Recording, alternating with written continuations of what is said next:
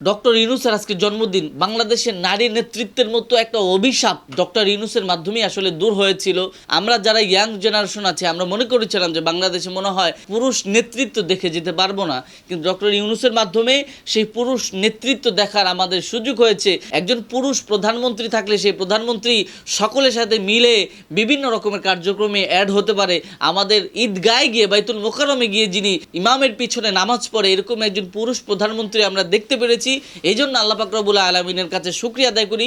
এরপরে আমাদের ডক্টর ইউনূসের আজকে তিনার জন্মদিন, মানে আজকে তিনার জন্মবার্ষিকী। ডক্টর ইউনূসের জন্ম হয়েছিল 28শে জুন 1940 সালে এবং আজকে 2025 সাল। ডক্টর ইউনূসের মোটামুটি 75 বছর বয়স তার হয়েছে। অনেকে এখন বলতে পারে যে ডক্টর ইউনূসকে নিয়ে এত বাড়াবাড়ি করার কি আছে, সে তো আর ইসলামের পক্ষে কাজ করে না।